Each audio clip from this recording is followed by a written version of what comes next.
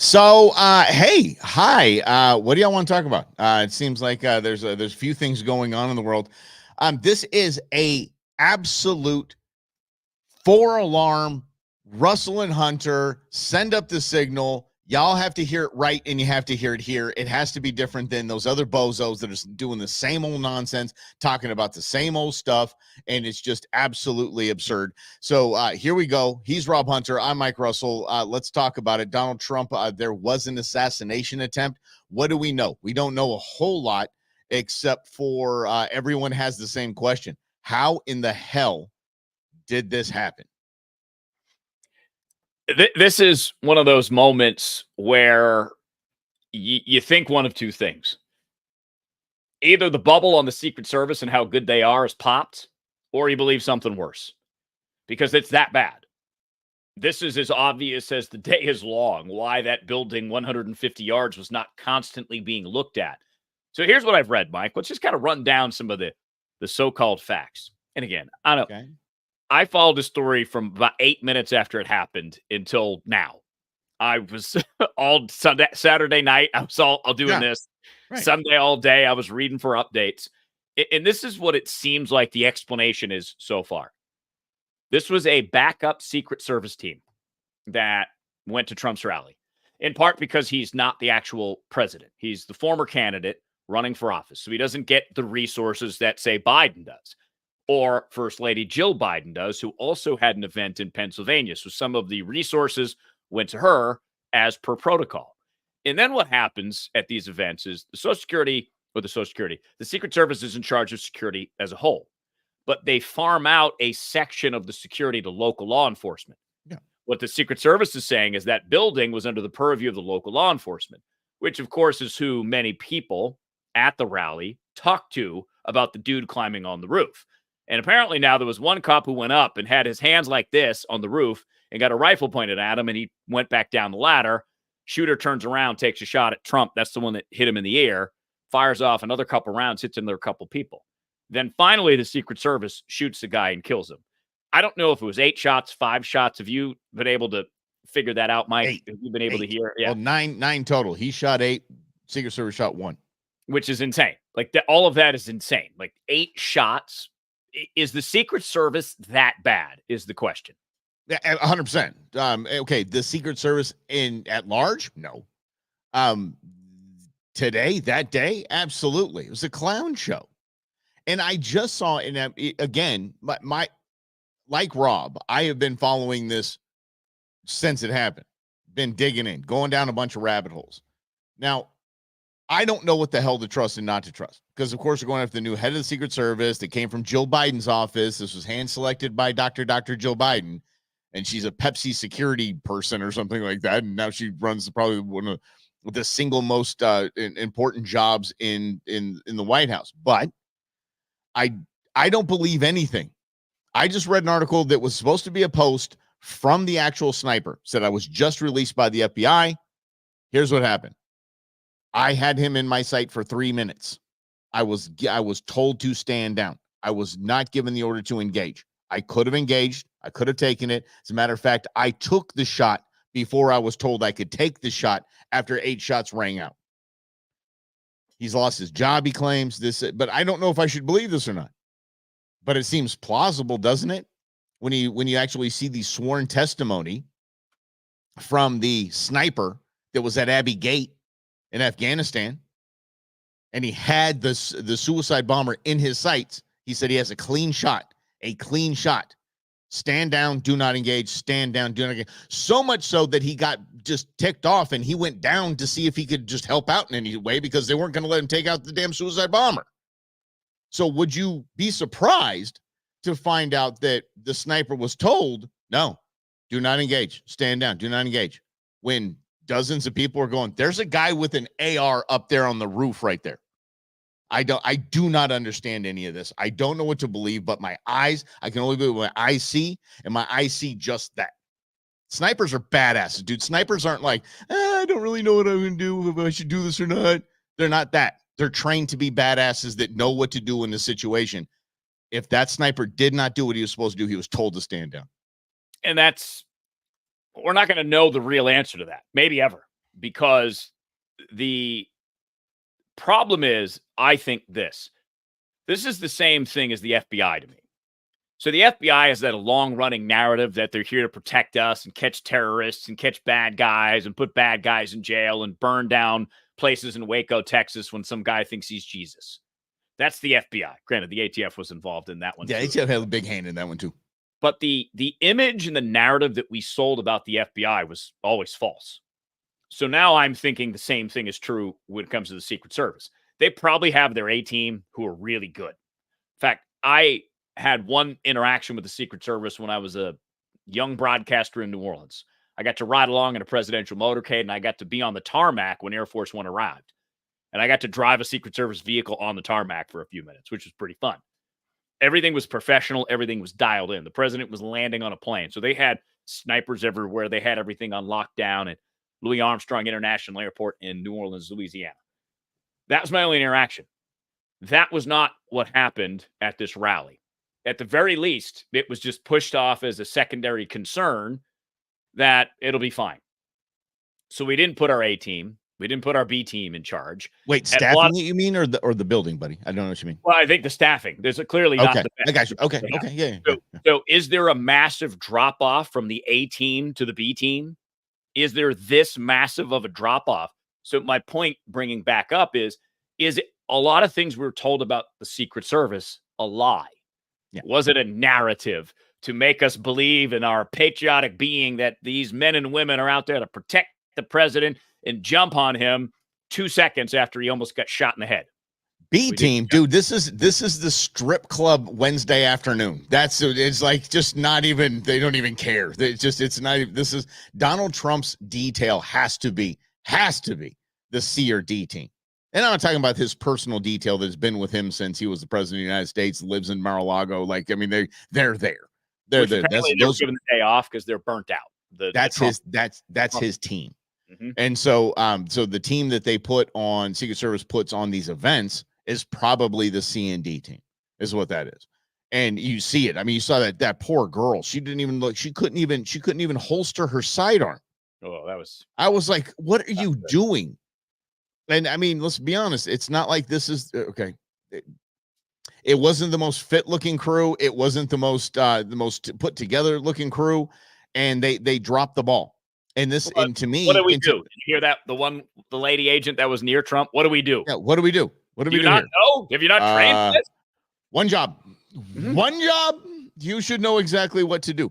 The problem one of the several problems I have with this was that the Secret Service, the head of the Secret Service, has released a statement just simply saying that they're going to cooperate with any kind of congressional oversight that comes out of this, and that their hearts, thoughts and prayers go out to the firefighter, the fire captain that lost his life jumping on his daughter and his wife to shield them. Corey. Mm-hmm. That is not there was a lapse in, or we screwed this one up, this one's on us, and obviously wouldn't say it that way, but to have any sort of accountability in this, she has none.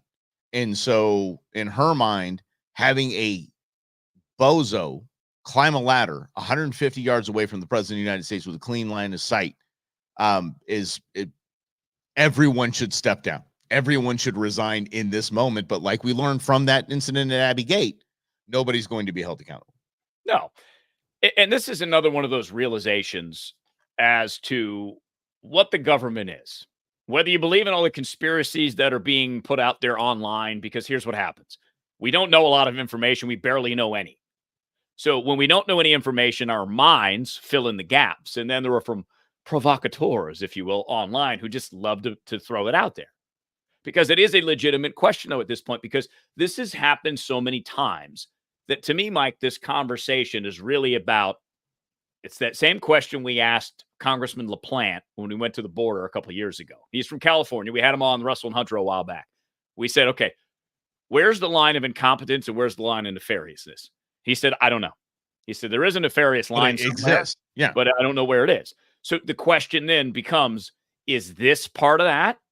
Because the performance was so bad. The obvious conclusion is that it's nefarious. But that's why I don't think it's nefarious, because it's too obvious. There are too many holes. It just seems to be flat out, once again, incompetence at the highest level, at least in this regard. And to go down this whole path that the Secret Service was in on it, it's hard for me to believe, because I bet the Secret Service agents themselves prefer Trump over Biden. I bet you military agents, police officers, up and down the line prefer Trump over Biden. So if they caught wind somewhere that, oh, we're going to leave a wide gap open to allow a 20-year-old unknown kid to climb up on a roof from an hour away, he lives an hour away, to be able to do that just seems insane to me. I'm blown away that so many people were filming this, Slappy, getting up on the roof and crawling on the roof, filming him. Why were I look, take one then. Yell gun. There it is, right there. Gun on top of the building, gun. Nothing. Or maybe they thought maybe a lot. I would say a lot of the probably the rally goers probably saw this kid up there with his firearm and thought he was just another Secret Service sniper.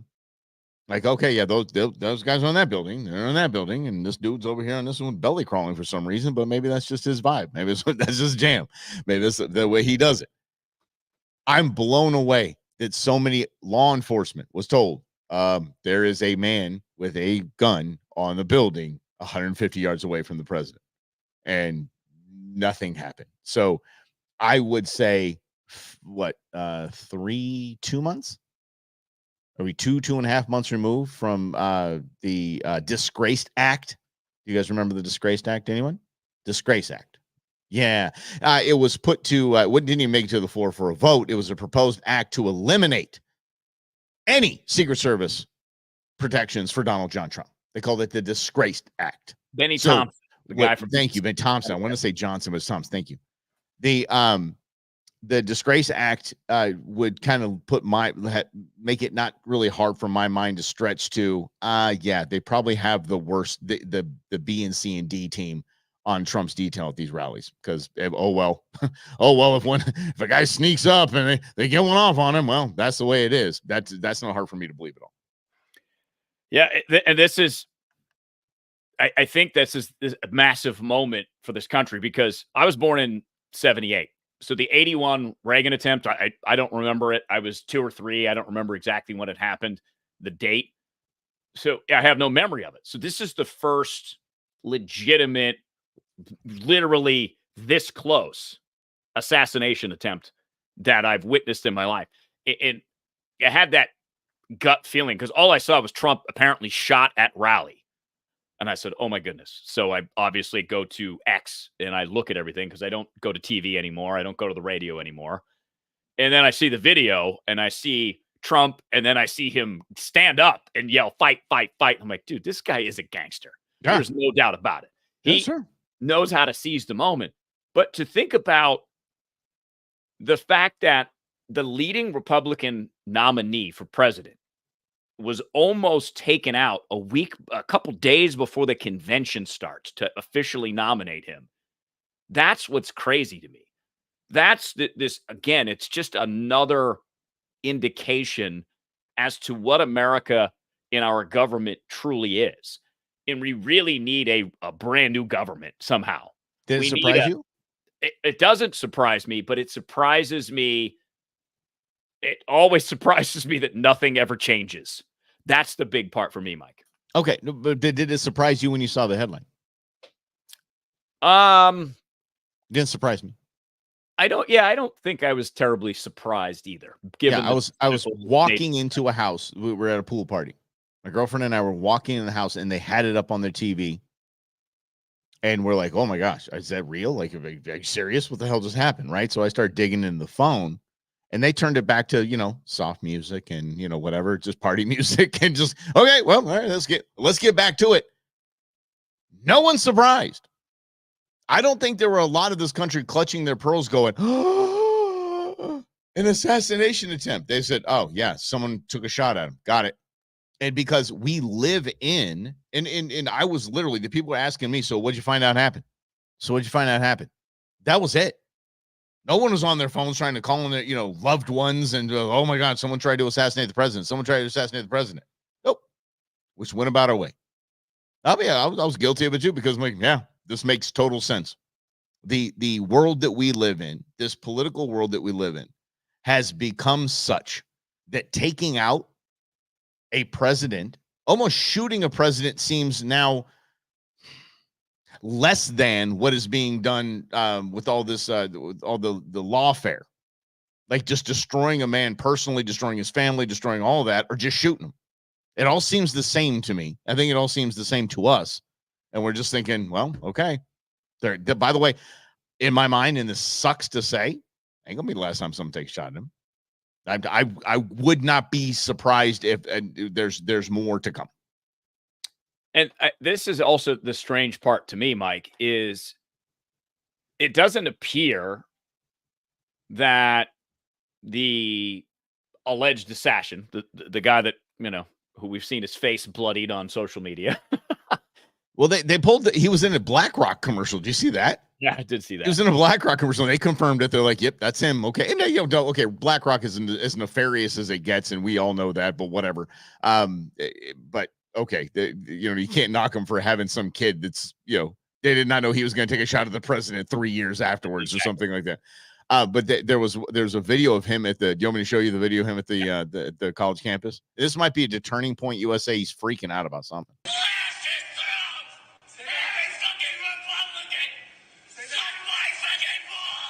Yeah. I remember this video. Yeah, do you remember this ASU, isn't it? Yeah, I think it was ASU. Yeah. This is why no one's surprised. At least that's why I'm not surprised. I mean, look at if we could have a talk about it, we can get into it later, Robbie, if you want to. I didn't mean to derail your thought there, but the Trump derangement syndrome is a real thing, where we used to scoff at it like, oh, that guy hates Trump. It's Trump derangement syndrome.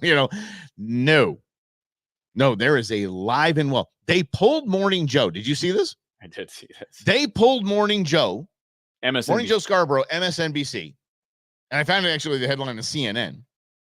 They pulled Morning Joe because they couldn't trust Joe and Mika and the band of idiots that they have as their talking heads. They could not trust them not to say something so vile that it would sink and tank the station. They literally had to pull them like, you guys are on a timeout. You guys have to chill out. Think about what you're going to say. We'll kick it in on Tuesday. And they did that all in the, oh no, we're just about breaking news. Breaking news, my ass. This happened on Saturday. But people are so deranged, like Joe Scarborough, like Mika Brzezinski, like Joy Behar, like Anna Navarro. All of them are so deranged by the thought of one man out of 335 million U.S. citizens, one man, that they've just become sick in the nugget. And it's almost comedy. But it's violent too. I think this is that other realization, because the Democrats for the last 4 years have been talking up January 6th. And look, if you've been listening to us long enough, you know how I feel about January 6th. It was an awful day. It was uncalled for. It was completely ruinous to anyone who supports Trump. Again, if you're part of a cause, you're part of a cause. Same thing with this kid who tries to shoot Trump, because now you have violence on both sides, because now you can't avoid it. And all of a sudden the Democrats, we need to tone it down. We need to tone it down. Obviously that looks disingenuous, because for them, Morning Joe is a perfect example. Yep. On MSNBC getting pulled this morning is a perfect example as to what the Americans can see, because as they like to say online, we have all the receipts. We have all your language. We have it all ramping up and all the things that you said. And if that video turns out to be the shooter, the would-be assassin, the one that Mike just played for you, that's proof. Because here's another part of this. Was this motivated by fame, like a mass shooter? Was this kid so involved in his algorithm, his phone, because apparently he didn't post a lot. Yeah. But maybe he read a lot. Maybe he was pulled by an algorithm because he keeps hitting like or keeps looking at the same thing over and over again that further enrages him, that gets him to say, you know what, he's coming to an hour from where I'm at. Let me see if I can be a hero. Obviously, that's that derangement that Mike was talking about would lead someone to think and believe that. It's some type of algorithmic sickness that some particularly young men are suffering in this country. I don't think it's it is part algorithmic. You and your multi-syllabic college words there, college boy. But I think it's mass media. I think it's the media that's been implicit in hiding Joe Biden. It's the same, and everything is anti-Trump. There's zero for a man who has done and donated and hired and given good lives to so many Americans. There's not one positive piece of press on Donald Trump, period. So when this guy said, okay, if that's the case, Rob, if Rob's right in saying this, that this guy wanted the fame, he wanted to be that hero, he wanted to be the one that took him out, that finally had I'm the one that's going to do this, quite literally would have been held up as a hero to millions of Americans suffering from Trump derangement syndrome.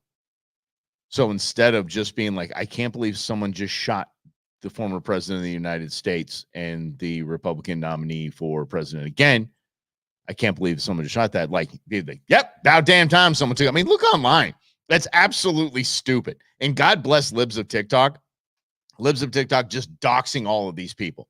Like, hey, United Airlines, is this your employee? And it's just, I wish it would have killed the president or something like that. And I'm like, okay, good. Yeah, call him out. Because something has to be done about this. It's just, I mean, look at us. We have literally become 20% poorer under Joe Biden. 26% Phoenix. 26% poorer. Thanks, pal. God, I was trying to have a good day. Okay, 26%, 26% poorer. And we're not, where we freak out and have this physical reaction and emotional reaction every time we see or hear anything about Joe Biden. Like, settle down. Like, relax. Your life was better under Donald Trump. It just was. So it is truly a derangement syndrome that leads to this crap. And the actual response. Well, that and again, we've talked about it before. We call it identity politics, but when your identity is so wrapped up in your political party that you think the other side is vile, awful, and plenty of people on the Republican side do this with Democrats too. I saw it on Twitter just as much as I saw the libs of TikTok and the screaming young liberals who are horrified that Trump's still alive. Yeah. So again, this is why I think there's two things at play. There's an algorithm that can warp people at 12 or 13 or 14 or 15 or 16-year-old's brain and continues to do so because your brain's not developed. And I'm one of the early internet adopters. I was 13 years old when I got the internet. And I can tell you without a doubt that the internet had a massive impact on my brain and some of the decisions I made later in life. I'm just telling you that. And I had slow internet. I didn't have a phone attached to my hip all day. And yes, it is confirmed. A lot of people in the chat, Rhonda, I saw it first, Randy, I saw it. JD Vance is going to be Trump's VP nominee. JD Vance, the author of Hillbilly Effigy, now senator from Ohio, also a Marine. So he will have a nice slot at the convention. It was kind of leaked because they had cameras outside JD Vance's house and they had the motorcade pull up. Yeah, like, that's usually when it makes it official. Again, not hiding it. And I don't knock that. Yeah. But I'm not seeing it. I'm looking all over. I'm actually not. So if you guys say it's there, it's there. Because while they were talking, I looked on Twitter first and I saw a Trump statement supposedly from Trump, but I don't trust anything on Twitter, especially after this weekend. So I've now confirmed it in a couple other places. Good. Okay. Oh, JD Vance. There you go. Again, I didn't even have JD in my top 5. Yeah, and Mike and I argue about this all the time. I've seen polling evidence. No one cares. No one votes for the vice president. I mean, maybe in Biden's case, you thought about it, but at the end of it, you vote for the top of the ticket. Sure. History has always proven that. So this is just a booster, but it's interesting because I think JD Vance is only like 39 years old. It's awesome.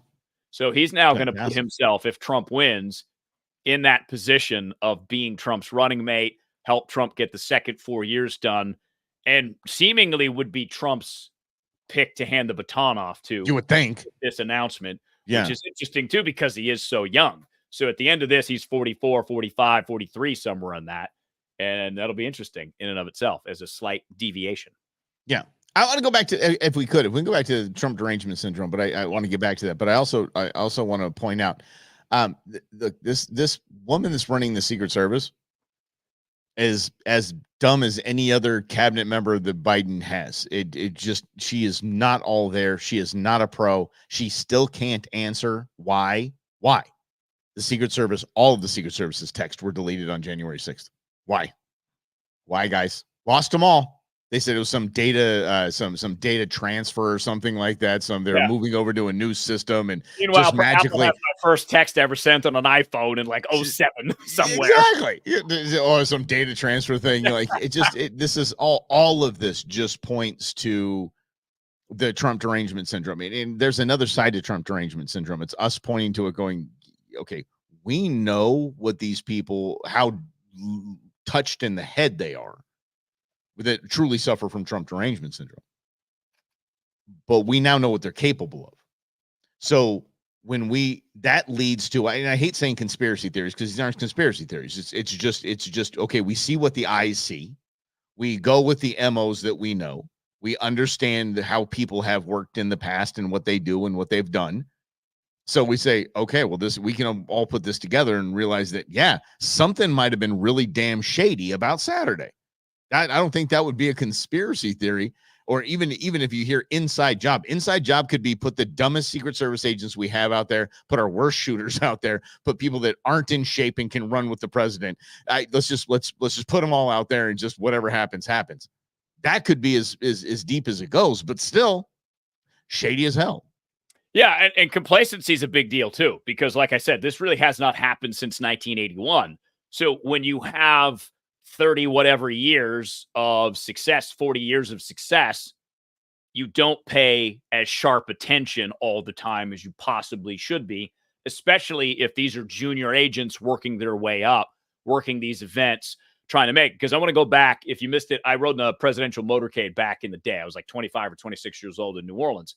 And it was the agent that I got to drive in those Secret Service vehicles, one of the vehicles that they have the big machine guns in the back. I got now, to are you saying you got to drive in or drive? I got to drive. Well, I didn't get to drive in the presidential motorcade. I was a backup driver in case they needed extras. So I rode in the van. But before I rode in the van, I got to move one of the Secret Service vehicles. Yeah, I got to drive it on the tarmac in New Orleans. Cool. It was very jealous. Cool. So jealous. Very cool. Yeah, it was very cool. So it was that agent at the time. His name was Agent Rodriguez. It was his first time being in charge. And I'm sitting there like a nervous, like, yeah, I'll move the car with you. He's like, what's up? And he gets in the car. He's like, what's up, man? How you doing? He's talking to me all casually. I'm like, oh my God, Secret Service. What are you trying to do? What are you trying to do here? What are you trying to do? But just keep holding your ear like this, like you're one of the team. Just keep holding your ear. This and look around like this. Little shady. Exactly.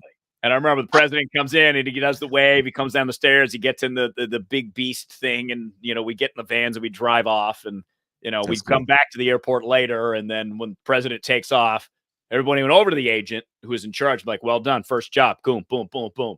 But you could tell everything was dialed in. Like that was his chance and he nailed it.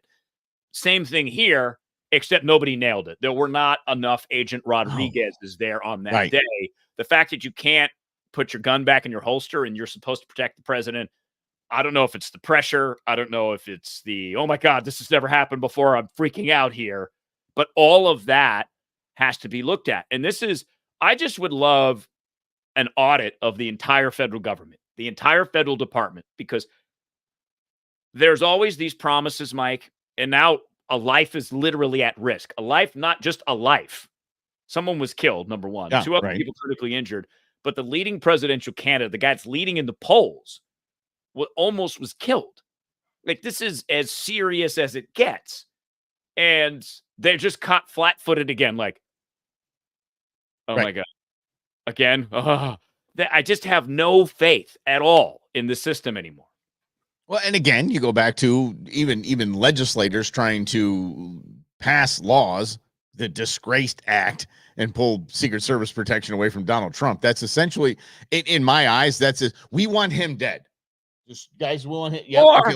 Let's write some legislation. Let's write some legislation to make sure that he doesn't have Secret Service protection, so that if somebody wants to kill him, they can. So that is essentially the DNC saying we want him dead, we want him gone, because our guy has dementia, so we want him having dead.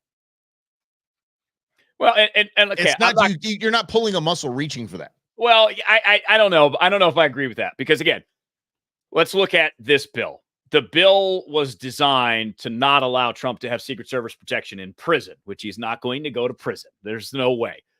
But here's where it gets crazier. That guy, Benny Thompson, who put out that legislation, because oftentimes bills get filed, but they never go anywhere. It's meant to be political for that representative. So it's like somebody writing an opinion on a Supreme Court case, and it has nothing to do. Like Goldwater Institute does that. A friend of mine that I know actually writes opinions on Supreme Court just so it's filed. Absolutely. And you think about AOC last week. AOC filed articles of impeachment against 2 Supreme Court justices, Alito and Thomas. But of course, you notice the timing on this. She said, I support Biden. The debate is over. He's going to be our nominee. And then it was the next day or the day after that, she gets to go do this. So AOC's no dummy. There's always quid pro quo in politics. Actually, well, she's dumb in some ways, but she's learning how to be effective at playing the game. Sure. Learning from Pelosi or something like that. So she trades off her vote for Biden to go and impeach this. That's not going to go anywhere because the Republicans control the House. But it's filing it so that AOC gets to go, I filed an impeachment injunction against these 2 conservative Supreme Court justices. But it gets crazier because going back to Benny Thompson in this bill, one of his staffers came out almost immediately after Trump was shot in the ear and said something to the effect of the shooter missed and how did he miss? That person has now been fired. But there's the connection that Mike is drawing, right? Maybe it's not a DNC connection, but it's certainly inside that office of Benny Thompson, at the very least, that really thought that was a good idea. Okay, so and Brennan just brought up something funny that RFK he said, geez, maybe I'm better off without them covering me, because if you remember, he was denied Secret Service protection. He said, because as a presidential candidate, you get some sort of Secret Service protection, and he was denied that by the Biden White House. Awesome. Which means he has to pay for it on his own, right? And that's the reason, because he's a reason Biden might lose. At least that's how the Biden team looks at it. Sure. So again, all these decisions, we don't even know if Biden's making them, number one. We don't know how high up it goes. Biden's not making them, correct. Well, we don't know. He's making some decisions. We don't know which ones. So we don't know how involved he is, because even the White House admitted he's only available 10 to 4 basically every day. So I just don't see how Trump loses now, and I don't see how the Republicans lose if they stay disciplined. Because you notice something about Trump. Twice now in the last month, he shut up. Which is something that we here at Russell and Hunter have been advocating Donald Trump to do once in a while. Just shut up. Let other people talk. Because it's also in 48 Laws of Power, Robert Greene, law number 4, always say less than necessary. Trump talks a lot. That's what gets him in trouble, because he always says too much. He goes off the cuff. Hence why that Charlottesville was reimagined into the comment about that. There was a couple of the Mexican rapist one. When Trump deviates a little bit is when he gets in trouble. But now he's staying silent, and he's making the Secret Service defend themselves and look like a bunch of idiots. He's making Biden come out and say, we need to tone down the political rhetoric, even though this man is the most dangerous threat to American democracy ever in the history of America. And he's horrible, and there needs to be a bullseye put on his back, which Biden said at a fundraiser a couple weeks ago. So this is the smart thing about Trump. And you notice after the debate what Trump didn't come out and do. What he normally does. Oh, my God, you see, Biden is terrible. I can't even move. He just shut up. He just stayed out of it, because Trump has a new campaign team that went to him and said, we know why you lost in 2020, and we know how to fix it. It's about the game. It's about the system that we're creating, and we're going to create it for you, and you're going to win. And you're going to listen to us when we tell you to be quiet, especially ahead of your RNC convention, because now Trump survives an assassination attempt, gets up, looks like an icon. Oh, that picture is going to be in every history book as long as we teach history. That picture was gangsta. Now, remember, history books are the internet. So you need to forget this idea of textbooks, because textbooks are completely irrelevant, but it's already there. No, what I'm saying, Mike, you can't undo it now. Yeah. You can't unscrub it. So the world will definitely see this image for however long the internet is around. Did you see Fitty's concert? Someone remade a 50 Cent album cover, and it's Get Rich or Die Trying, I think is the album. Get Rich or Die Trying. Like this, standing there. So they took 50's head off, put Trump's on, and there's like a bullet shot right here. And 50 Cent So put amazing. that on the stage. So amazing.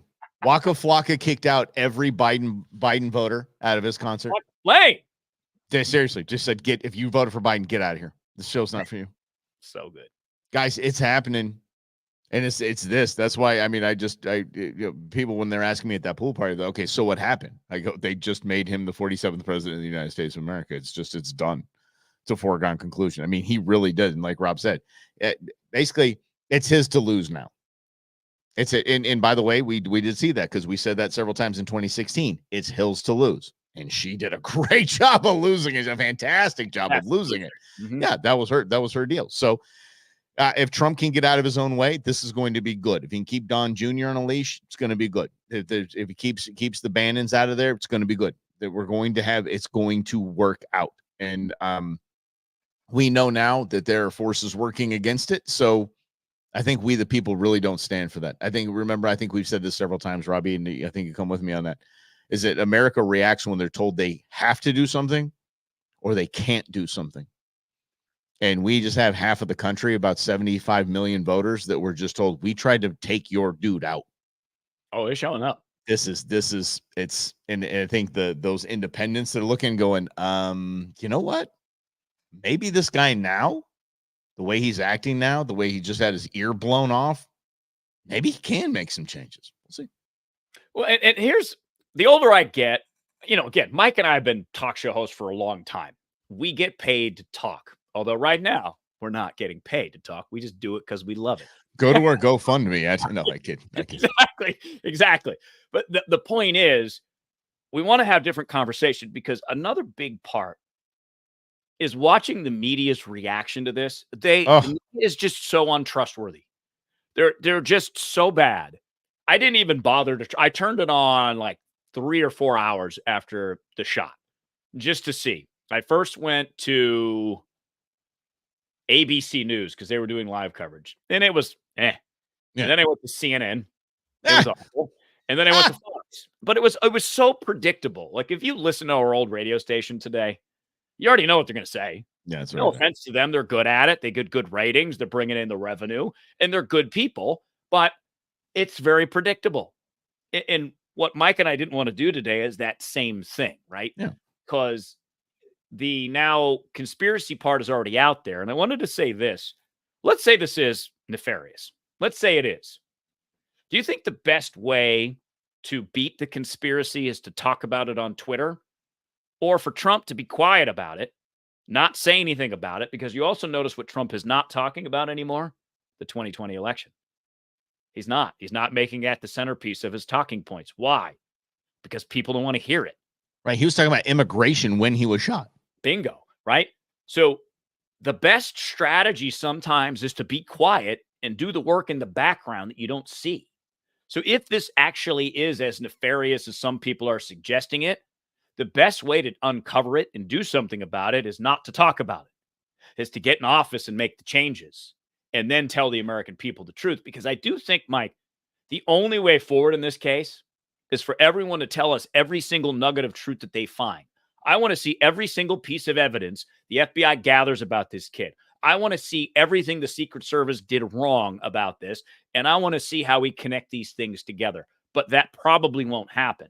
That's the real tragedy of because there is a way forward here that could make America better.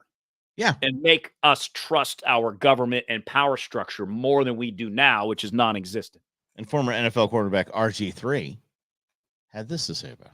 I don't really care how much you love or hate President Donald Trump. Now is not the time to play politics. Now is the time to pray for Donald Trump, his family, and the families of those who lost someone in the shooting. We got people out here who are so focused on the fact that they think that this assassination attempt was staged that they are forgetting about the fact that someone died. I mean, do I have a problem with the fact that the shooter was 150 yards away and the Secret Service and the police couldn't stop him? You bet your sweet heart parts I do. There is no way in hell this should have happened. Whoever was in charge of the police that day should be gone. Whoever who is in charge of the Secret Service should be gone. Preach. Because whether you like Donald Trump or not, every life is worth living. No one should be subjected to nearly losing their life at a presidential rally. So again, I tell you guys, this is not the time to play politics and pick sides. Let's pray for Donald Trump. Let's pray for the ones who lost a loved one. And pray for America because we're in dark times. Look at RG3. That's some deep stuff right there. Deep. He's Love that stuff. no doubt. Good kid. That's a good kid right there, man. Oh, I love it. And how old am I? I call him kid. He's probably like 30-something years old. He's a kid. Anybody born below like 88 is a kid to me. I like seeing some of these athletes now born in like 2000. I'm like, what? You asses. 2000. And you're Yeah. what? Yeah, exactly. Born in But 2000. this is the thing. So the conspiracy theories, there's the conspiracy theory on the other side that this was all staged. That this was for his election campaign. And I got to tell you, y'all, you've been shot. I have. There's no egos are what egos are. I don't think that I would think, okay, here's what we're gonna do. I need to get shot. Okay. I need to get shot. Someone needs to shoot me. We need the worst shooter right near. I need a new piercing. If he turns that into a piercing, off my head. What's that? Shoot the apple off my head. Mr. President, why do you have an apple in here? Don't worry, you'll see. It's gonna be fantastic. It's gonna be a humdinger. But there's the conspiracy on this side. This is all set up. This was just a setup. And then on our side, it's like, oh my God, this is the deep state trying to take Donald Trump out. Again, like Rob said, we'd probably wait till we see some evidence in this. And by the way, CNN, when you said you were watching CNN or you turned it on to CNN called it an interruption in President Trump's rally. President Trump falls. Secret Not Service an assassination attempt. No. updates. An interruption. Which Yes. all right, this is how you're supposed to do it if you're CNN. Again, with the journalism degree, I know how the game works. You're supposed to wait for official word. So when the official word comes out that it's assassination attempt, the FBI, the Secret Service calls it that, then you run with it. However, we don't say loud noises because every mass shooting you convert, you know what a shooting is. You've covered enough of them. This is how you word the headline. An apparent shooting at a Trump rally hit Donald Trump in the ear. Something or an apparent assassination attempt. You can say an apparent assassination attempt because that's what it was. And even if you don't want to go there yet, right? You want to say apparent, Trump apparently shot in ear at rally, something along those lines. That it just looked horrible because they kept at it for hours. Yeah, Trump was taken off stage for loud noises. Yes, yeah. Trust me. Take it from a hunter, not my last name Hunter, an actual hunter. And he's an actual hunter too. I made him one. And then, but it would be very challenging for me on my elk hunt in November to just go bang, and then to have the elk fall down. Very loud noises. Very loud noises don't tear your ear off. Yeah, don't make your face bloody. Jeez, very loud noises. Jeez, morons. But this was it because that was the media's the little went out with a whimper. All of their anti-Trump crap just went out the door. All of their entire tactics of getting this man gone so he would not be reelected went away with one gunshot.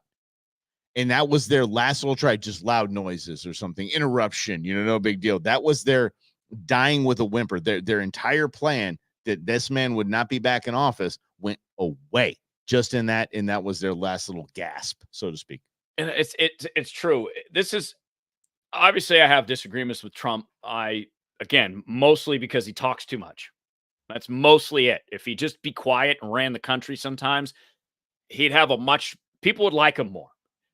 And I think he has this opportunity. But this is the thing that I do like about Donald Trump. Donald Trump lives in the moment. Donald Trump, going back to the 80s, he was asked by Oprah. I just saw this clip the other day. He was asked by Oprah if he was going to run for president. He goes, I wouldn't rule it out. I don't like what's happening to our country. Same things he says now. He was asked on, I think it was Entertainment Tonight, because again, Trump has always been good at getting media attention. He was asked if he was going to run for president. He goes, well, I think if I say I can, I won't. I think if I say if I can, I could. Something to those effect. Because Donald Trump had figured out how to live in the moment. So that's why he's able to get up. Because he knows, all right, I got shot in the ear by a bullet. I'm bleeding. It hurts like hell. But I got a bunch of people came out here to see me. I'm going to seize this moment because it wasn't my last moment. So he gets up and he does his fist in the air and he yells "fight" 3 times.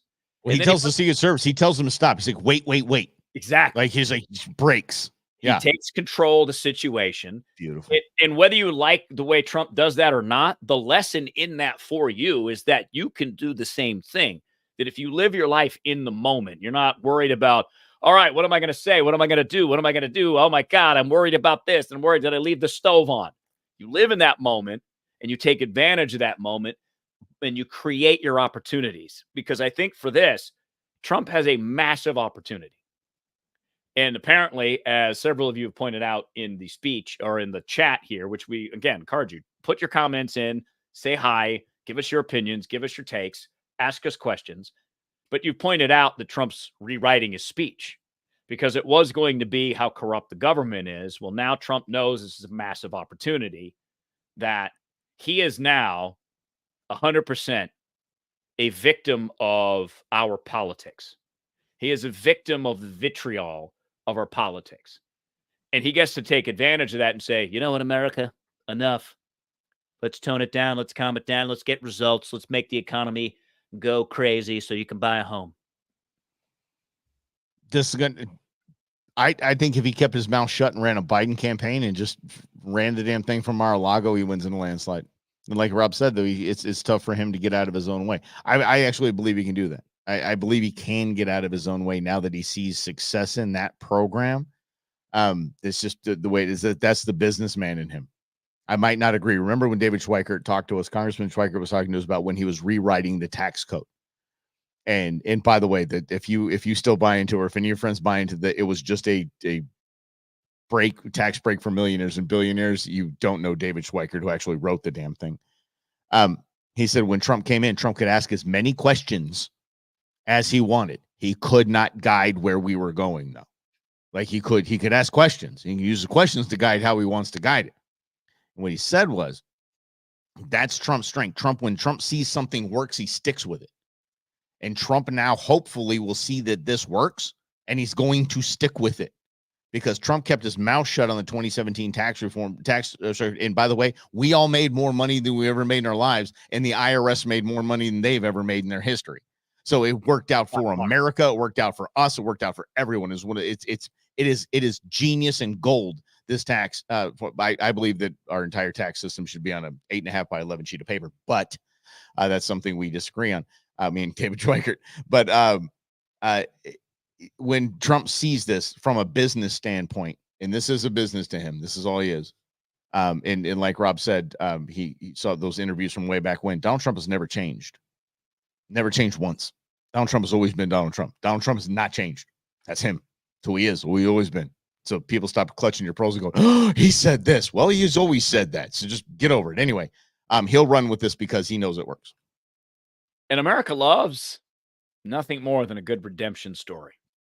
Because there is a path forward to prosperity. And we're all feeling that.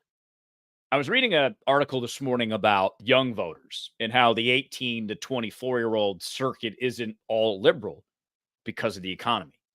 They quoted one 18-year-old who, I forget where that she was from, but she's been dating her high school boyfriend for 3 years. She wants to marry him, but she's like, obviously we're young, and I just don't know the path forward. I feel at this moment I'll never be able to afford a house, and I'm going to live with my parents forever because everything is so expensive.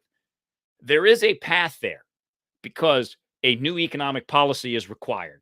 An extension of the 2017 tax cuts that Mike just mentioned are required because that ends in 2025, which means corporate taxes go up, your income tax goes up, and some of those things that help businesses grow, the way that they structured that, our brilliant, beautiful friend David Schweikert and his friends, nerds in Congress, helped businesses grow because they could buy big projects, big equipment, and not to pay taxes on it in that moment because the tax revenue will come over the next 4 or 5 years.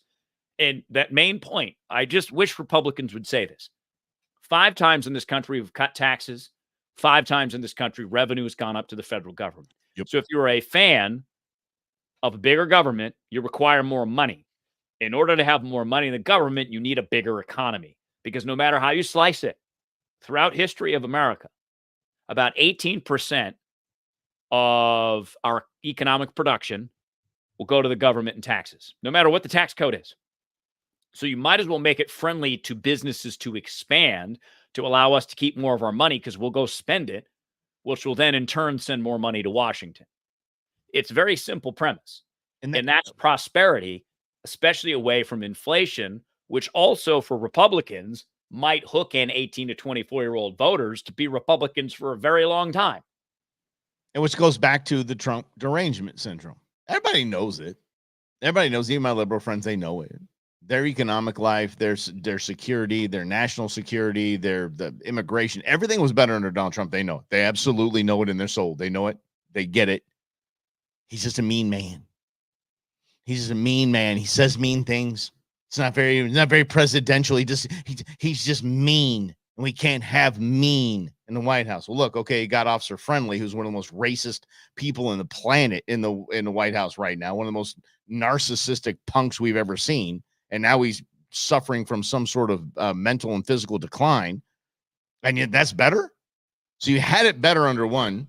You have it terrible here, and you see what's happening. But still, the Trump derangement syndrome is, damn, I wish that shooter didn't miss. Are you kidding me?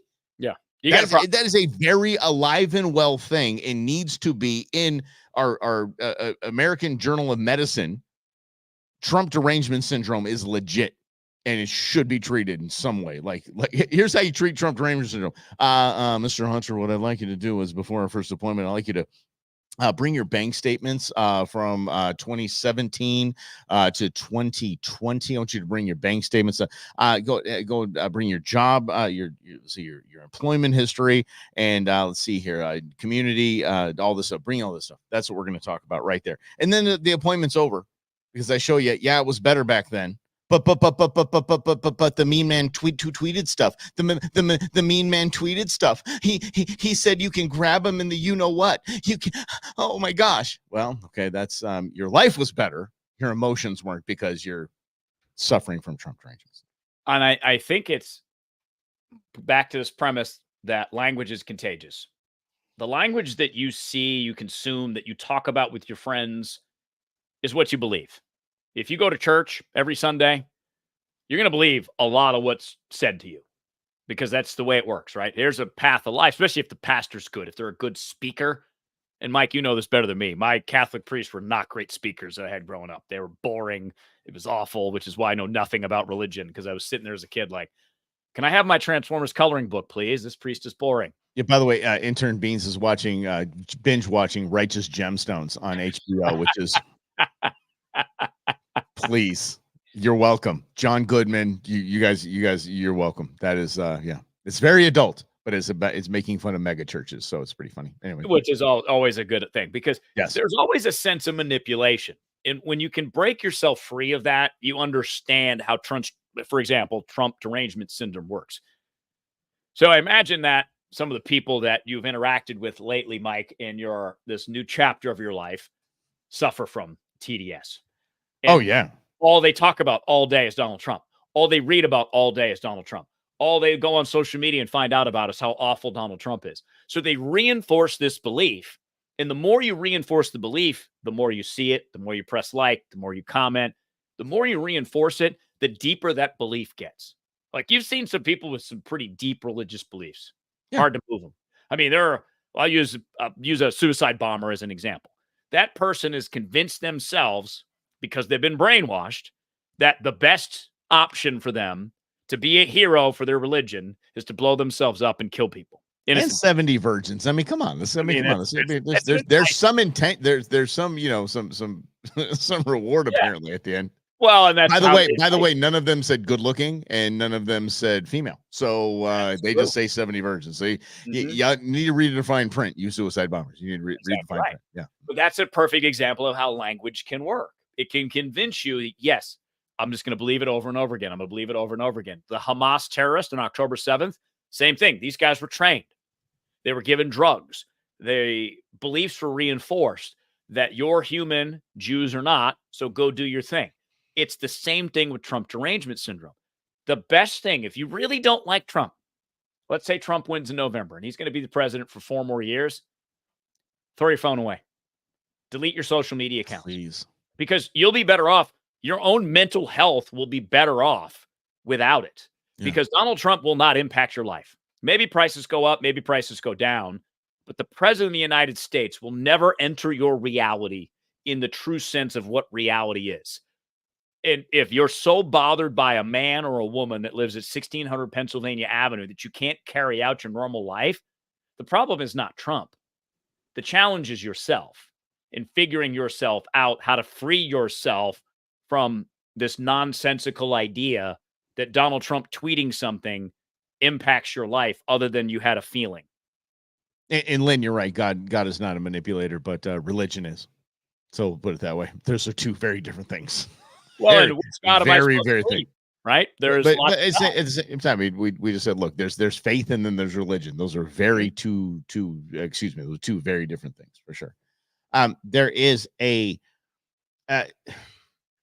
sense now that I'm going to go to gamers. Can we go to gamers? Any gamers out there? And at the very beginning, I love Mortal Kombat. My girlfriend and I play Mortal Kombat. We talk so much trash, and we're just hitting buttons. That's all we're doing. There's no skill. We're just doing this, and we're talking trash. And it's just a bunch of same with my kids. We do the same thing. Everybody gets in. We play Mortal Kombat. At the beginning, you do what? You choose your fighter. Think about Saturday, y'all. I mean, the country's thinking about Saturday. Country in November's got to choose our fighter. And we now know, we know his moves, we know his successes, we know his record. I don't think it would be, again, this is now Donald Trump's election to lose. And JD Vance, I think if that truly is his ticket, damn, he picked a very neutral, very solid, very articulate running mate. This is going to be interesting. I don't like that it's a senator, but that's just me. Yeah, I mean, I just, there are so many paths forward because what does Trump ultimately want? Same as every president wants to be remembered as someone that ran and enacted a prosperous America, an America that is peaceful, an America that leads the world with its ideals. Because I think the one massive thing missing, Mike, is we don't really understand what our American ideals are right now. And if Trump can pivot and really live those ideals of freedom, because I think we even sometimes get lost. And I think the abortion debate is a perfect example of it. That, and this is something relevant to Trump because for the first time in, 40 years, the Republican Party is not saying we back a national ban on abortion. Why? That's how you lose elections, number one. Because not everybody agrees on that issue. The moral issue is not a winning issue in America. I think it's good to be moral, to be an upstanding citizen, to be a person that has ideals. But you prove that by the way that you live. You cannot, by law in America, force my morals onto you. As far as religious morals, as far as ideals. You have to live them. You have to inspire people to live them the same way. And I think that's what Reagan did so well. He always came back to the American ideals, the beacon on the hill, the light. That's what we are. If Trump can tap into that with the economic policies, tone down the rhetoric, he has an opportunity to live that photo to its fullest and to be remembered as one of the greats. But it's up to him and his team and what they do. In the question, what about senator is concerning? Just part of the swamp. I just if you're gonna run on draining the swamp, and that's kind of your MO, it's what you want to do. Then he should have picked outside of, and so that's it. That's really it. As far as I was just thinking of an independent voter. That's all. Oh, great, another senator, someone who's part of the establishment. Establishment doesn't win right now, guys. It just doesn't win. So if JD is seen as establishment, although he's a junior senator, if he's still seen as part of the establishment, that's just, I mean, that was the first thought when somebody said JD Vance was the pick. I was like, oof, yeah. Seriously, is Condi just happy with her life and just really waiting to be the commissioner of the NFL? Is that really what she's doing? Because damn it, woman, this country needs you. This damn nation needs you. Please, Condoleezza Rice. Condi, get in here. Maybe she's better in different positions. Because again, VP She's mostly, at but Stanford. VP is mostly a ceremonial role. Don't Anyway. care. Don't care. It doesn't I'm move. just saying, hey, under Trump, here's the deal. Under Trump, none of our enemies tried to jack with us. No one tried to jack with us. With Trump and Condi, it might be decades until they jack with us again. Yeah, right. Condi Condi will just want to invade another country like she did back in the day. That's what I'm trying to say. Our enemies are, we will invade your ass. Look, we got Condi right here. Condi's right here. We will invade you. Don't just, you speak of Condoleezza Rice in the most positive way, Robert, at all times. Look, I like Condoleezza Rice. I just think that boat has sailed. Right? I don't know. I believe. Yeah. I got faith. We don't need faith. Establishment. Condoleezza Rice is literally the establishment. I got faith. God, I had a big crush on her. I tell you that. Woo! She's too busy playing golf on at Stanford. She has also. I think she's a member of Augusta too. Oh, of course she is. I think she was the first black female. As if the Biden administration would run on that. Most diverse. Kamala with Condoleezza. Got beat to it. What about Pacific Islander though? Mm-hmm.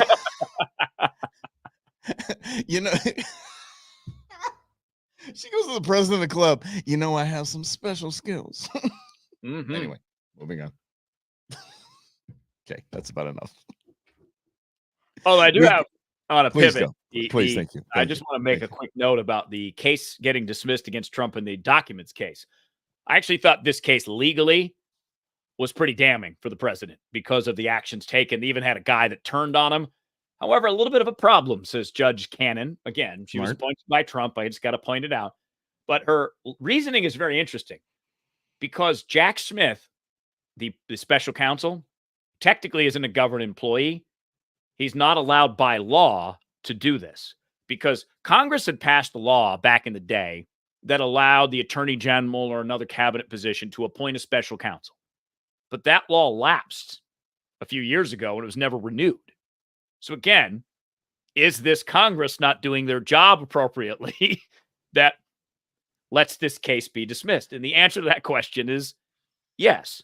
And because there had been done and ignored for a long time, like Roe versus Wade, you'll see a pattern here. Mm-hmm. The Democrats, in this case, Biden and Merrick Garland, just assumed that everything would be fine. Now, here's the big difference. The Hunter Biden case, Special Prosecutor Weiss is a U.S. attorney. Yeah. Because the big thing is Jack Smith was not appointed by the president, as by law, as it requires, without the advice and the consent of the Senate. Weiss has been, because he's a U.S. attorney. So again, this is just poor decision-making by the brass in this administration that has led now to the dismissal of these charges, which, of course, they will appeal, but it's inconsequential because nothing will happen before the election now. Rob! Damn it. Okay, Rob's making me disagree with him again because here we go with the nefarious versus incompetent. Look, when this was, can you believe this Trump-appointed judge? Can you believe what this Trump-appointed judge did? This Trump-appointed judge let him get away with selling top-secret documents to Iran. You need to donate to my campaign, and I will take on this system. Vote for me. That's all it is. They don't care. They don't care to make things airtight. They don't care to make things, I probably shouldn't say bulletproof in this a little too soon. They choose not to because chaos and leaks make them money. They give them things to campaign on. They love the fact that this case was dismissed. Love. Immediate campaign emails going out. Boom, boom, boom, boom, boom. Trump is getting away with this because of a Trump-appointed judge. Help us keep Biden in a. We have what is it? We have put more black judges on the bench than any other administration in history. Donate $10 here. That's all it is. To this idea, and this was so apparent on Saturday, and reading the news coverage on Twitter and people's opinions. Everything you hear is trying to manipulate you. Everything you hear is trying to sway your emotions one way or the other. Your job is to guard that, to not get pulled down into strange internet places where conspiracy theories live without proof. Oh, okay. I was going Yes. to other strange internet places. My bad, pal. Well, I mean, there is those too. Those might boy. be better than politics. You might get a little bit more out of those than you would. Yeah, right. Yeah. I would definitely agree with that. Yeah. Uh-huh. Not And I disagreeing. think it's guarding you because understand how information works. Just because you see something, hear something online does not make it true. Just because there is gaps in what happened on Saturday doesn't mean Biden ordered it. And in order to get the proof of that, it's going to require a lot of work in and of itself. And then the same is true with the opposite, right? Oh, Trump appointed judge. All they care about is your money. That's all they care about. And if you're getting fired up about that, they're purposely manipulating you so that you give your money. And that means you're not in control of you. And if you have Trump derangement syndrome, you are not in control of you either. And that is something that's very apparent in this country going back to this 20-year-old shooter. Is he in control of himself? Is something else in control of him that he can't stop because his brain was formed by technology because maybe he was given a phone at 12 years old? Now, thankfully, not every 20-year-old is like this, but there is a pattern of this. A pattern we don't want to talk about because politics is more fun. Because we want to raise money on politics. We want our side to be right. But we don't want to diagnose how someone at 20 gets to this point. Because if you went to yourself at 20, even if people you knew, would you think, oh, yeah, someone's going to climb up on the top of a storage shed or whatever that was, that building, and take a shot at the former president of the United States? Yeah. Sorry. My bad. Yeah,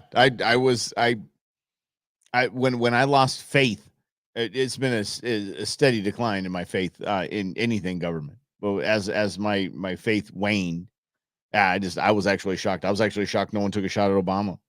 I really was. Surprised, pleasantly surprised. But someone taking a shot at Trump does not surprise me one tiny bit. And but it surprise you that it's a 20-year-old kid from outside of Pittsburgh, Pennsylvania. No. Yeah, I see. That's the part. Why would that? I don't get why would that surprise I would have thought it would have been because there was some rumors out that it was an Antifa kid or whatever, 30-something years old. I would have said, yeah, that I could believe. A 20-year-old kid who is unremarkable by all, and I don't mean that to be a negative thing. I mean, it's just a normal kid. Like nobody was like, wow, okay, yeah, that's the guy. Right. Like that's the strange part to me. Like the Colorado shooter, the Batman shooter, whatever, the Aurora, yeah, that guy, orange hair and all that stuff. It was like, yeah, it kind of makes sense. Yeah, it kind of makes sense. This kid, and that's what Rob's talking about when he said just an ordinary dude. There's really nothing standoutish about this guy, and it might have been on a whim. Literally, who knows? I'd be like, you know what? I got a ladder. I'm just gonna go over there, see if I can do it, and I'm just gonna do it. Today's the day. I'm just gonna make that happen. And that's how I'm going to go out. I'm going to go out a hero, and that's how I'm going to do it. This might have, as much as we want to see them, not really want to, but expect to see them kick down the door to his parents' house, and he's got the yarn going from different picture on the wall, and it's all, it's all coming together. It's all, if he just takes Donald, all yarn leads to Donald Trump, and so he's like, yeah, and then he gets his AR. Oh yeah, and Anna Navarro, the thing is disgusting as hell. Is like people like Anna Navarro on The View are talking about that it's a white boy with access to firearms. I'm like, what the hell are you talking? White boy? He's 20 years old. He's an adult. He should have access to firearms. This is America. Yes, he should have access to firearms. 100%. And by the way, NICS, the background check system, one of the highest up in the NICS system, posted one of those tweets. Like, should have had a better shooter, should have had better aim. I'm like, what's wrong with these people? That's one of the positive things about social media is the Darwinism that it is. It exposes who you are, and we don't want people like you in the position you're in. If you're that stupid that you're going to go post this. And again, the same advice I give to Trump: shut up. Mike and I were talking about like a couple weeks ago. Head thoughts. Some things are just head thoughts. They just pop in your head. Leave them there. You don't have to say them. You're not under any obligation ever to open your mouth. Ever. We are. No, you're not. We are. Not obligated to. Not obligated, but look. It's done well for us. Like, here's my process. This is what I do. Like, I'll show you this is my mad note taking and my mad ideas generating, because I want to be responsible with what I say and not just react emotionally, because that doesn't do any good. Because here's what I know. Not a lot. I know what like Mike said earlier, I know about Saturday, what I see. I know what questions I have. Those questions have yet to be answered. So because I don't have any answer to those questions and I was not there, I can't fill in the answers with my own information and make that true. I can suspect things, but I have to understand that it's my suspicions. It's not the truth. And again, Greg asked this a couple weeks ago. We did our last week when we did our Q&A. If we believe 9/11 was an inside job, I have the same difficulty with the Saturday shooting that I have with that. I just can't imagine that someone is that evil inside the Secret Service that would be like, yeah, let's do this and get away with it. I know Kennedy, the whole thing, which shatters your trust in the system in and of itself, but that's the CIA. I would believe that the CIA could maybe get involved. What's the difference between CIA and the Secret Service? They're both just they both just powered. They're never held to account. They have a what do they call it on Transformers? The badge. I do whatever I want and get away with a badge. They all have I could do whatever I want and get away with a badge. And so I don't see any difference in the attitude and arrogance of those organizations. But see, here's the big difference. We have trails of evidence with the CIA. We don't have that with the Secret Service. We don't have a bunch of alleged cover-ups and conspiracies that we do. The CIA has a long history of that. The FBI has a long history of that. We don't have that with the CIA or with the Secret Service. Maybe now we do. Well, and that's, but you just imagine what would happen if it turned out to be true. If it turned out that that was true and we had proof of it. Like, it's just, it would crush the whole world. No, going back to Trump derangement syndrome. The 70 million people, whatever, voted for Biden just because they didn't want to vote for Trump. They voted against Trump, not for Biden. Would fall in line and be like, yeah, good. You know, sometimes an agency has to do what it does. Sometimes an agency has to do what it does. We learned about aliens. We learned about JFK. We learned all about that, and we shrugged our shoulders. We're like, yeah, fine, whatever. That's exactly what it would be met with. If this is discovered, it's an inside job. It would be met with, yeah, that sucks. I don't know. We're going to go vote for Trump. Because if let's imagine we find out in a year. JFK, we didn't really find out for 60 years. Yeah. Because that's the real big problem too, is they don't let you look at stuff. Yeah. So that also leads to conspiracy theories, because if you don't give us the information, we'll fill it in. And I do think that is a big challenge that we have going forward, is our belief systems, because we are religious right now. And we're not religious based on I go to church. We're religious on I go to Church Trump or I go to Church of Trump derangement syndrome. That's the church right now. And if we can't unwind these beliefs, we could be in trouble, to your point, Mike, that it wouldn't matter, because people would think, yeah, and let's imagine what the Supreme Court said a couple weeks ago, is that in theory, Biden could do this and get away with it. No, but look, I go back to the party I was at on Saturday. It's just like we saw it happen, and everybody just went about their way. Who needs a drink? Like, who's getting in the pool? Tacos are ready. Like, that was more important than an assassination attempt. Well, yeah. Because we're like, we're having fun. We're out here. No, I don't even think it has anything to do with fun. I think it has to do with complete desensitivity. We have been desensitized to any of this. We expect our government to be, we're to the point where we expect our government to be nefarious. We expect our government to just be incompetent and a bunch of shady people doing a bunch of shady stuff. It doesn't surprise us anymore. So like I said, if they put the D team on Trump, because they're like, I can do whatever I want. Let's put the D team on Trump. Let's put all the rookies on Trump. Everybody's just trying to make a name for themselves. Put them on Trump. And there we go. Would that surprise anyone? No. Because a handful of people in Congress tried to get him to have his Secret Service detail removed, even in the worst environment he could possibly be in. But only if he went to jail. That's what I said. The worst environment he could be in. Right. But here's the deal, though. But Rob, I'll ask you this.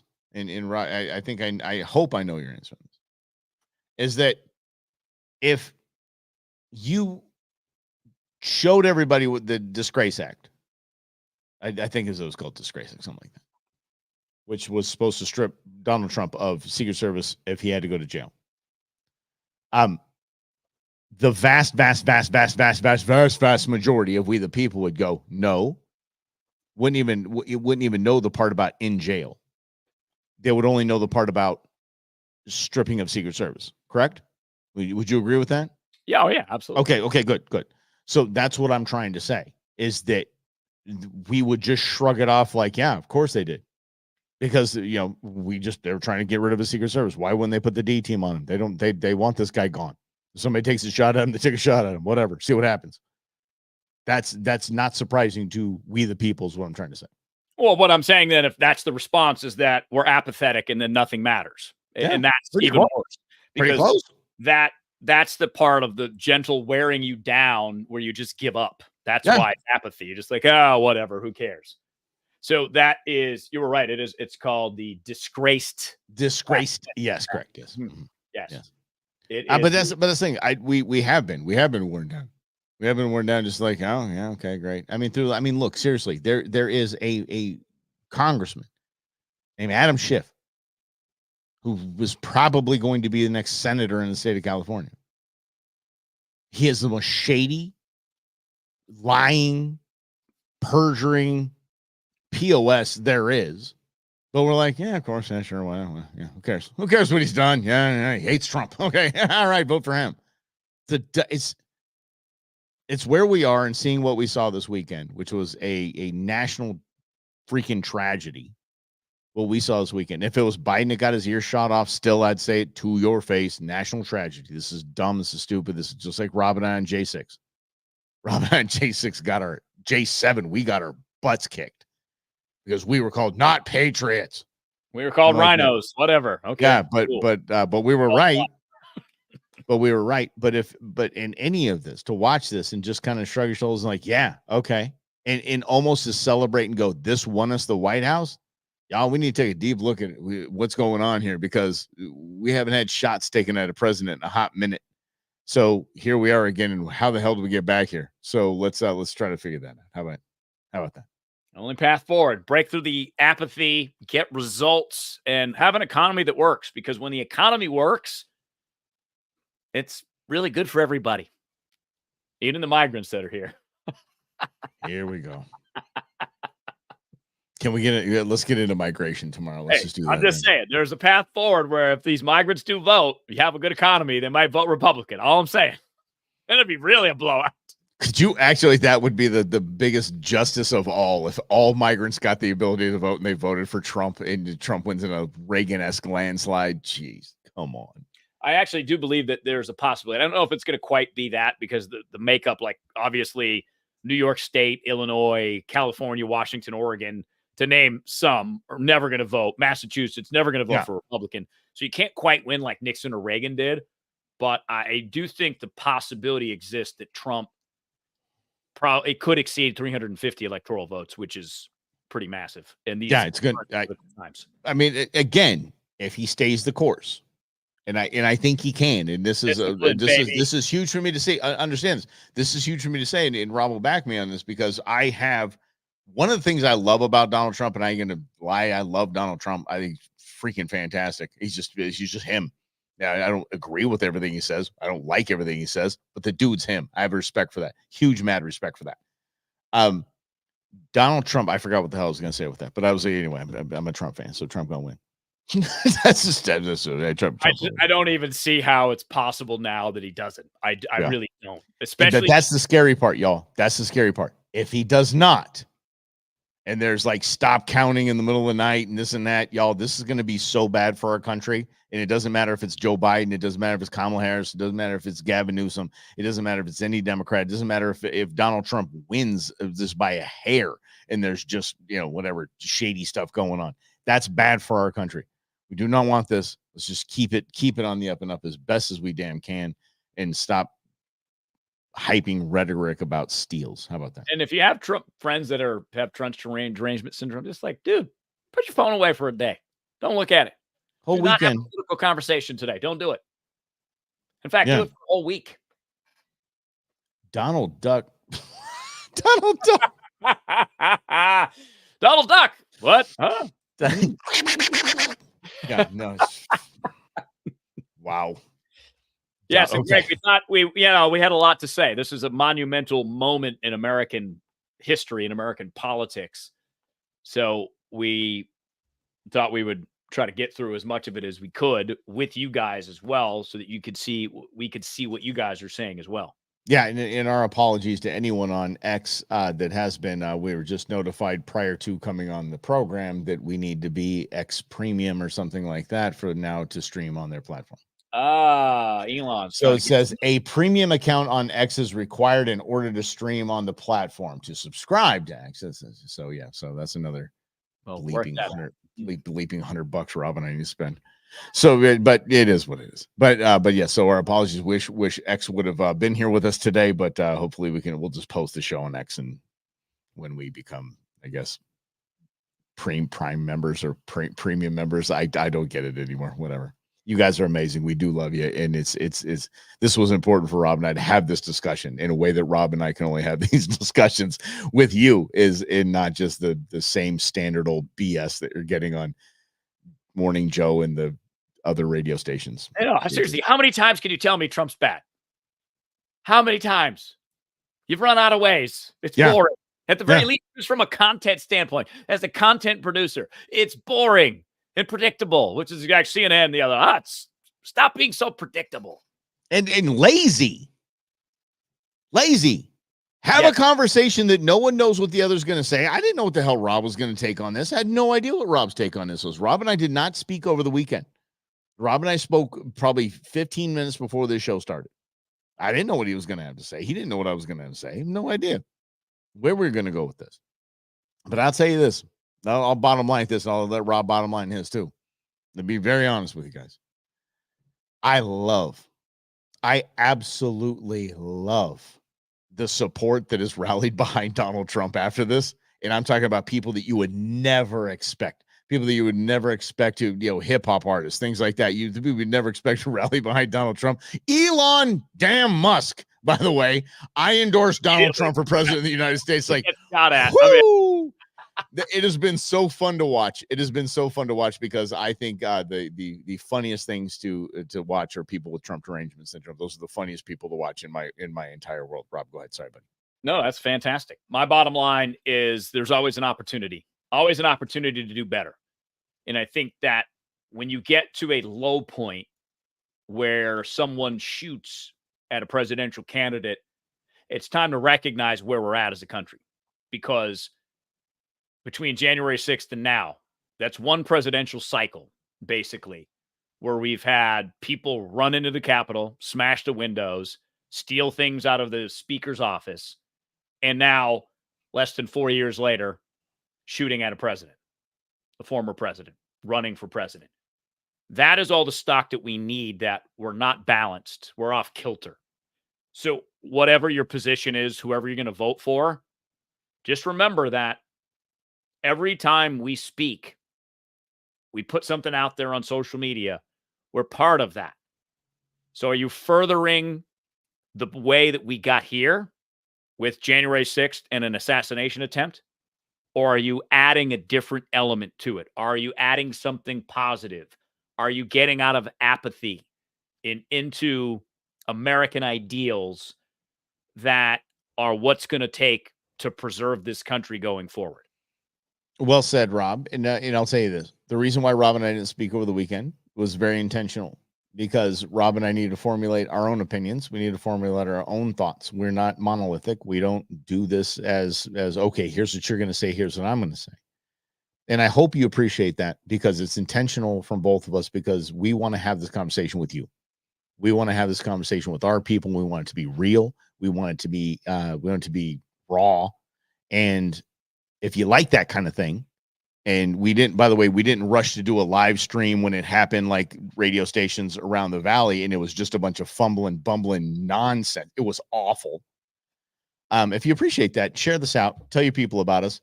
and hopefully we can just get a bigger group together and just keep building this tribe together. And I think we're gonna do something pretty cool here. So we do this for you. We love you, and we just appreciate you. So like it, share it, and let us know what you think. How about that? Thanks for playing along. All right, we'll see you tomorrow right here on Russell and Hunter. Who knows what's going to happen between now and then, but it's going to be interesting. We'll have some fun. I'll say